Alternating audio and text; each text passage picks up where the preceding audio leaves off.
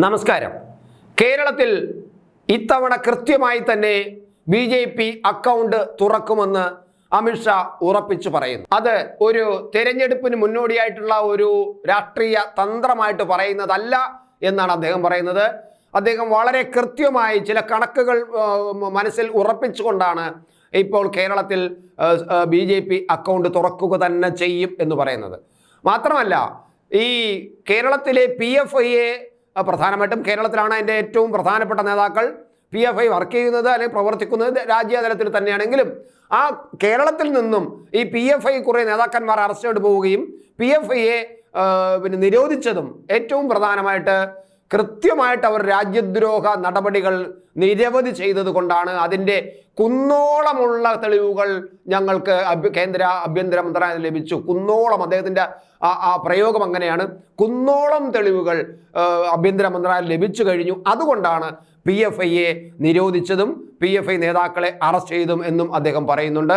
ഇത് പറഞ്ഞത് കേരളത്തിലൊരു പ്രമുഖ ദിനപത്രത്തിന് ഡൽഹിയിൽ വെച്ച് അദ്ദേഹത്തിൻ്റെ വസതിയിൽ വെച്ച് നൽകിയ അഭിമുഖത്തിലാണ് അദ്ദേഹം ഇത്രയും കൃത്യമായിട്ട് പറഞ്ഞത്. മാത്രമല്ല, അദ്ദേഹം ഒരുപാട് കാര്യങ്ങൾ ഈ അഭിമുഖത്തിനിടയിൽ ചോദിക്കുന്ന ചോദ്യങ്ങൾക്ക് മറുപടി പറയുന്നുണ്ട്. അതിലേറ്റവും എടുത്തു പറഞ്ഞത് ഇത് തന്നെയാണ്. അതായത് PFIയെ നിരോധനവും അതുപോലെ BJP കൃത്യമായിട്ടും, കാരണം കേരളത്തിൽ രണ്ട് മുന്നണികൾ ഉണ്ട് എന്നുള്ളതും ആ രണ്ട് മുന്നണികൾ ഒരു മുന്നണി അല്ലെങ്കിൽ മറ്റൊരു മുന്നണിയാണ് ജനങ്ങൾ ഇത്രയും കാലം തിരഞ്ഞെടുത്തുകൊണ്ടിരിക്കുന്നത്. പക്ഷേ ജനങ്ങൾക്ക് രണ്ട് മുന്നണിയെ മടുത്തുകൊണ്ടിരിക്കുന്നു. പ്രത്യേകിച്ചും ഭരിക്കുന്ന മുന്നണിയെ മടുത്തു കഴിഞ്ഞു. പിന്നെ ഉള്ളത് പ്രതിപക്ഷ മുന്നണിയാണ്. പ്രതിപക്ഷ മുന്നണിയെ മടുത്തു കൊണ്ടിരിക്കുകയാണ്. അതുകൊണ്ട് തന്നെ ഞങ്ങൾക്ക് വ്യക്തമായ ഒരു ലക്ഷ്യബോധമുണ്ട്. അവിടെ ഞങ്ങൾക്ക് വിജയിച്ചു വരാൻ കഴിയും. അത് ഇപ്പോൾ അക്കൗണ്ട് തുറന്നിരിക്കും. തുടർന്ന് നമ്മൾ അവിടെ അധികാരത്തിൽ വരും എന്ന് തന്നെ അമിത്ഷാ ഉറപ്പിച്ചു പറയുന്നു. അവിടെ വേറെ ചില ചോദ്യങ്ങൾ ഉയർന്നു അഭിമുഖത്തിൽ.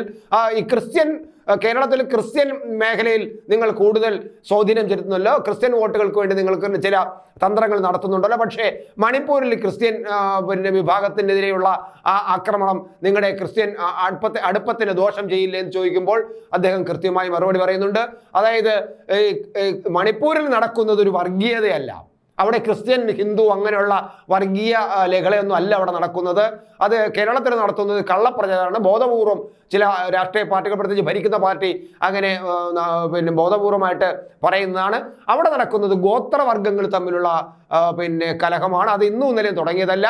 വർഷങ്ങളായിട്ട് ഗോത്രങ്ങൾ തമ്മിൽ അങ്ങോട്ടും ഇങ്ങോട്ടും എതിർപ്പുണ്ട്. അവർ തമ്മിൽ പരസ്പരം ചേരാത്തതുണ്ട്. അവർക്ക് ചില വിഷയങ്ങളുണ്ട്.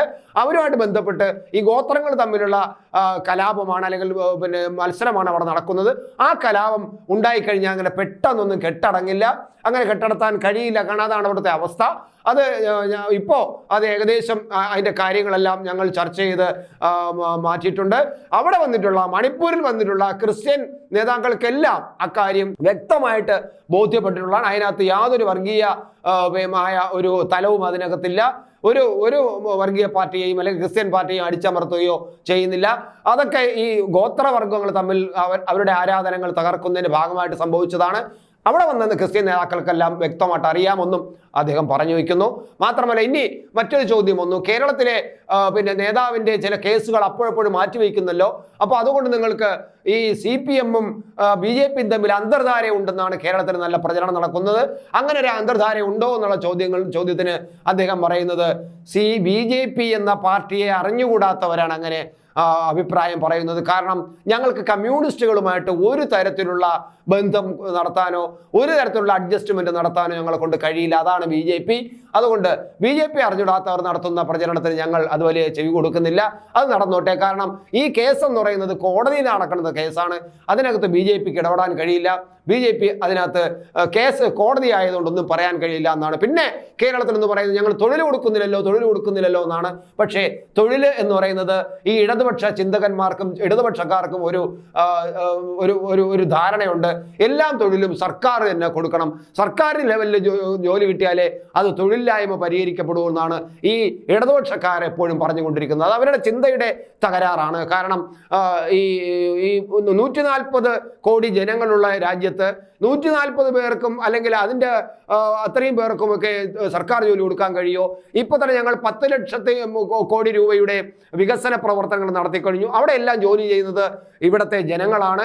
അവർക്ക് അവിടെ ജോലി കിട്ടി. കൃത്യമായിട്ടും നമ്മൾ തൊഴിലില്ലായ്മ അങ്ങനെ പരിഹരിച്ചു കൊണ്ടിരിക്കുകയാണ്. അല്ലാതെ ഇടതുപക്ഷക്കാർ പറയുന്നത് പോലെ അല്ല എന്നും അദ്ദേഹം പറയുന്നു.